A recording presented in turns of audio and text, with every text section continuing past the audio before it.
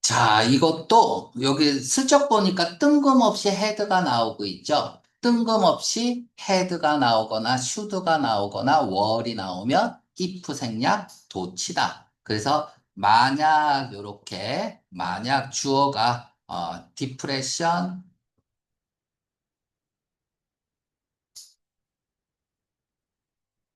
시대가 시대 레귤레이션이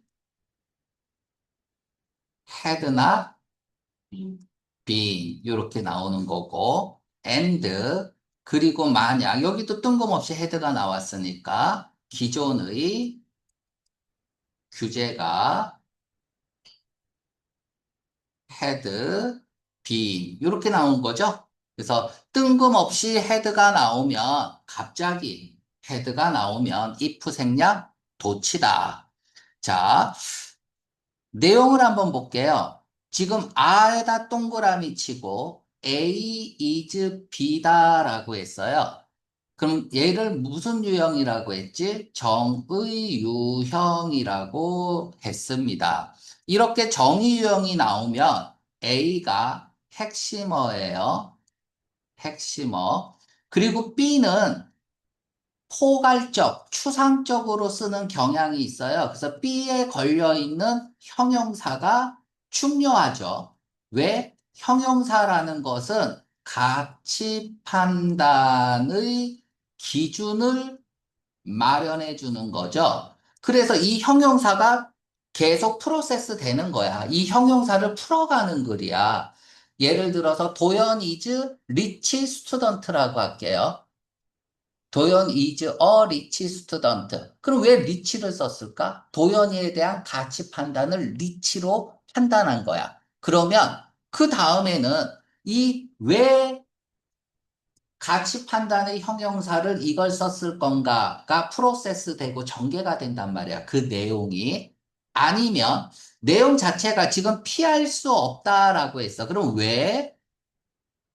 필수적이다라고 했어. 왜? 이렇게 들어가도 돼요. 그럼 왜 룰과 인센티브가 불가피하고 반드시 필요한 걸까를 설명하는 글이야. 왜 필요한가를 설명하는 글이죠. 네. 그치? 이게 보여야 글이 보이는 거야. 자, 그러면 읽어볼게. 룰이라는 건 뭐야? 뭐 규칙이죠. 인센티브는 동기부여. 장려책이라고 하면 돼.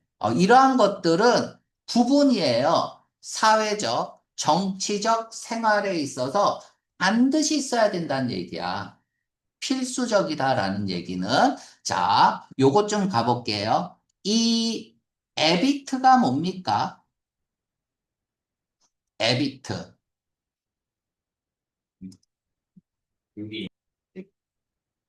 피하다죠.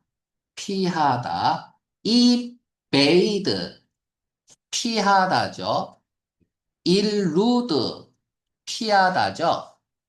그쵸? 그러면 IN이 있고 IBL이나 ABL이가 이렇게 있으면 가운데 거 되어질 수 없는 이란 뜻이야.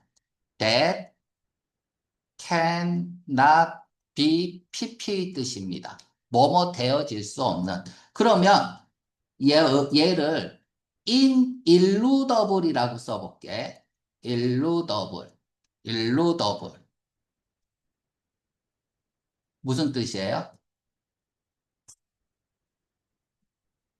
IN이 있고 IBL이가 있으니까 일루도 되어질 수 없는. 그래서 얘는 피할 수 없는 거야.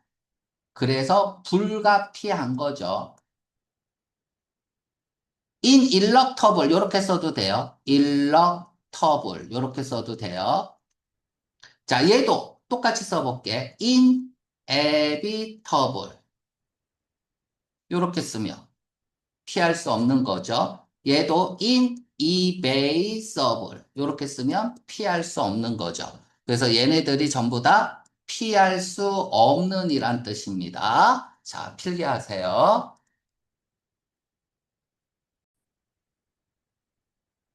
자, 그러면 지금 반드시 우리의 사회적 생활, 삶이나 정치적 생활에 있어서 반드시 있어야 되는 게 뭐라는 얘기야? 룰과 장려책이라는 거야.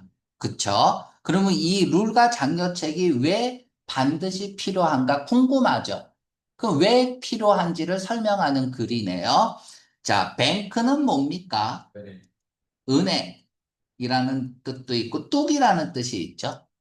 그치? 세는 걸 막는 거죠. 돈 세는 걸 막으려고 은행에 저금하죠. 근데 뱅킹 만들. 뱅킹은 금융이야. 네. 그러니까, 됐죠? 그래서 금융위기야. 그럼 금융위기는 왜 생겼을까? 모르면 안 되지. 룰과 인센티브가 없었기 때문이겠죠. 지금 이 글은 뭐야? 룰과 인센티브는 불가피한 거야. 피할 수 없는 거야. 반드시 있어야 되는 거야. 그쵸? 삶에 있어서. 그런데 금융위기가 왔다면 룰과 인센티브가 없어서 왔겠죠. 그러니까 이렇게 읽을 줄 아는 게 독해야. 얘네들이 훨씬 덜 심각했을 텐데, 뭐 하면 덜 심각했을까? 룰과 인센티브가 있으면 덜 심각했겠죠. 자, 그러면 여기서부터 이까지는 안 읽어도 룰과 인센티브가 있다는 얘기를 해야 돼요. 패러프레이징이야. 이게 있으면 덜 심각했겠죠. 맞습니까? 자, 읽어볼게요. 그러니까 여기서 그러니까 공항 시대의 규제가 제거되지 않았더라면, 그리고 기존의 규제가 강화되었더라면, 그러니까 그때는 이제 제거되지 않았더라면, 뭔가 이제 규제를, 어? 제거되지 않았다라는 얘기는 뭐야? 또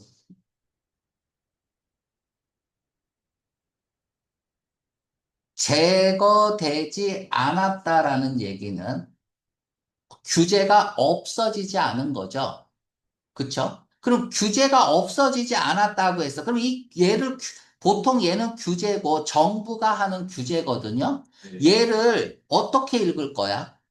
규제라고 읽으면 이게 뭔 말인지 모르는 거야. 그 얘가 제거되지 않았더라면 덜 심각할 거래. 그러면 이때 레귤레이션이랑 똑같은 말이 뭐예요? 룰과 인센티브인지 알아야 되는 거죠.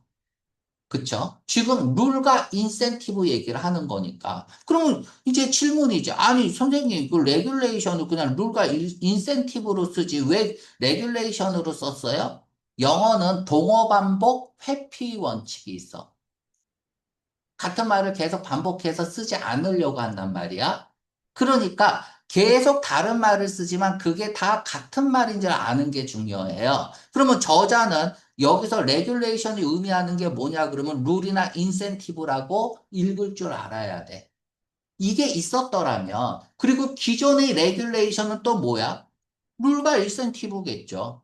얘가 강화되었더라면 위기는 덜 심각할 텐데. 이 얘기는 뭐야? 룰과 인센티브가 없어서 위기가 더 심해졌다는 얘기네요. 그러니까 이 글에서 레귤레이션에 집중하면 안 돼요. R하고 정의 유형이 나왔기 때문에 룰과 인센티브가 핵심어야. 그 얘기를 하는 거예요. 그러니까 이 핵심어는 끝까지 잡고 읽을 수 있어야 된다라는 거.